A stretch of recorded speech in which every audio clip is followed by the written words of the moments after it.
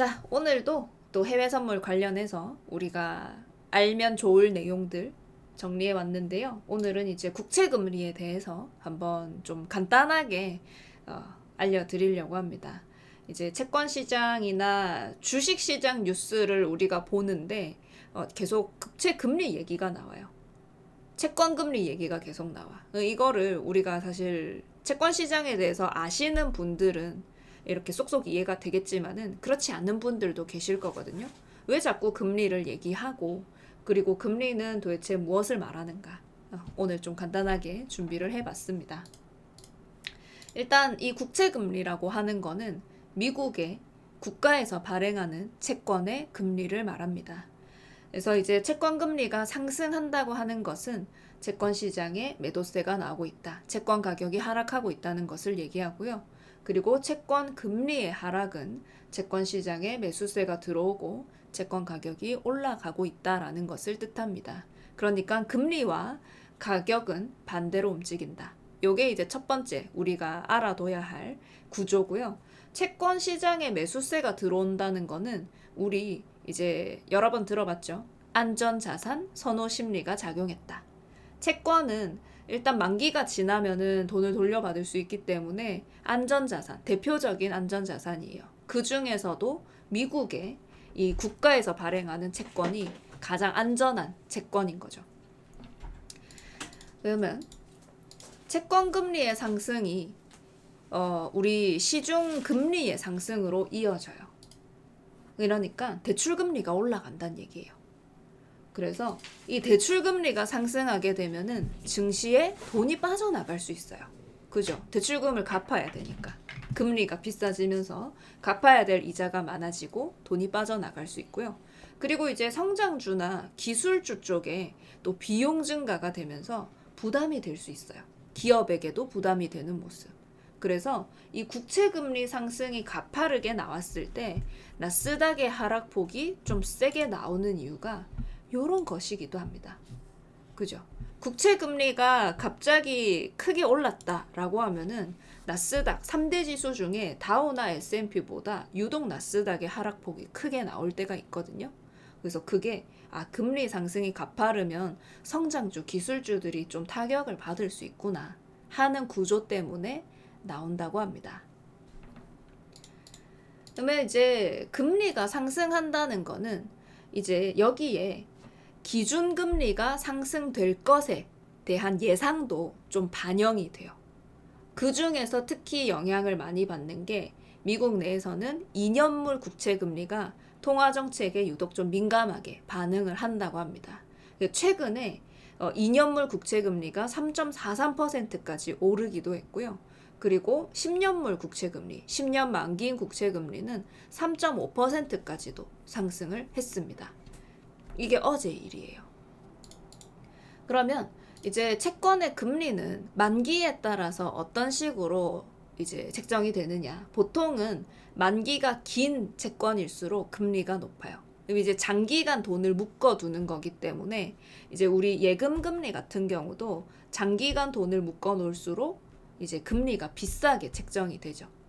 이제 채권도 비슷해요. 2년 만기인 상품, 그리고 10년 만기인 상품, 30년 만기인 상품 이런 식으로 발행이 되는데 보통은 이제 만기가 짧을수록 금리가 낮고 만기가 길수록 금리가 높은 게 일반적이고요. 그런데 이번에 다시 한번 나왔어요. 짧은 만기의 금리가 긴 만기의 금리보다 높아진 거예요. 이걸 보고 금리의 역전, 장단기 금리 역전 이렇게 불러요. 이거를 뉴스에서 경기 침체 신호라고 얘기를 막 해요. 왜? 장기 금리랑 단기 금리가 역전되는 게 왜 경기 침체 신호로 여겨지냐? 이때까지 과거에 경기 침체가 왔을 때 그때를 돌아보니까 금리 역전이 나오고 나서 경기 침체가 온 적이 여러 번 있었더라. 10번 중에 7번 이상 있었더라. 이런 식으로 통계가 나온 거예요. 그래서 장기 금리랑 단기 금리가 역전되는 것을 두려워하는 이유가 이런 것입니다. 지난번에도 금리 역전되면서 시장에도 충격 한번 왔었고요. 이번에 또 한 번 금리가 역전이 됐었어요. 그러나 이제 100% 확실한 것은 아닌데 그래도 체크는 필요한 거죠. 왜냐하면 투자자들이 두려워하는 뉴스 중 하나이니까요. 그럼 이제 이번에 그 아까 금리가 3% 이상까지 오른다고 말씀을 드렸는데 올랐다고 말씀드렸는데 금리가 이렇게 계속 오르면서 소비 둔화 또는 경기 둔화로 이어질 수 있다는 우려도 있어요. 그러니까 긴축이 너무 빠르게 진행이 되어서 돈이 빠르게 회수되잖아요. 그럼 이제 이런 식이에요. 대출금리가 올라가는 거예요. 그죠? 기준금리 인상하고 대출금리가 올라가면서 사람들이 이전에는 내 전체 급여에서 나가는 이자의 값이 한 20% 아래였다면은 이제 금리가 오르면서 이자로 나가야 되는 그 돈이 30%, 40%까지 늘어나는 거예요. 그럼 이제 빚 갚는데 돈을 다 쓰고 당연히 생활비가 줄어드는 거죠. 그래서 소비 둔화. 사람들이 돈을 쓸 수가 없는 거예요. 빚 갚는데 돈 다 써야 되니까. 그래서 소비가 축소되고 소비가 축소되면서 기업들의 투자도 축소된다. 매출이 적어지면 당연히 투자도 줄어들겠죠. 그러면서 경기 둔화로까지 이어지는 거죠. 소비 둔화가 이 경기 둔화를 부르고 또 전체적인 성장 둔화까지도 부르게 된다. 이런 구조입니다. 주식시장 같은 경우는 돈이 유동성이 풍부해야 상승을 잘 할 수 있어요. 추세 상승을 만들어낼 수 있어요. 그런데 현재는 긴축이죠. 유동성이 줄어드는 시기예요. 그러니까 증시에서 돈이 빠져나가는 시기인 거예요.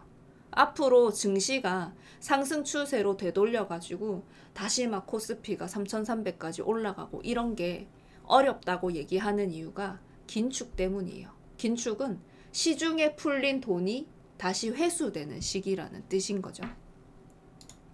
그럼 이제 뭐 앞으로 어떻게 될지는 모르겠지만은 연준의 긴축 속도가 빠르면 빠를수록 시중에 돈이 빠르게 감소한다는 뜻이고, 그리고 유럽 중앙은행도 긴축을 시작하기로 했죠. 앞으로 금리 인상을 예고했으니까.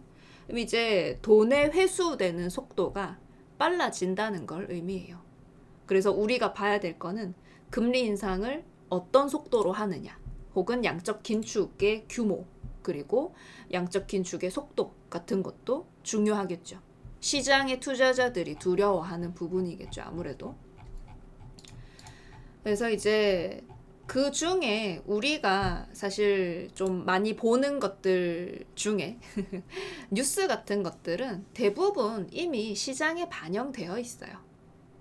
그죠? 뭐 선반영이라고 우리가 뭐 좀 까듯이 얘기하기도 하는데 실제로 긴축이 진행될 것에 대한 반영도 이미 좀 되어 있어요. 그런데 투자자들은 불확실한 걸 싫어해요. 그러니까 0.5% 할까? 0.75% 할까? 긴가민가한 걸 제일 싫어해요. 그럴 때 흔들기가 가장 심하기도 하고요. 어쨌든 좋든 나쁘든 결과가 나오면 거기서 불확실성 해소가 되는 거예요. 0.75%를 하더라도 일단 결과가 나오고 나면은 그래 결국 하긴 했네. 이제 불확실성은 어느 정도 해소되었다. 좀 확실하게 얘기해 주는 걸 좋아해요.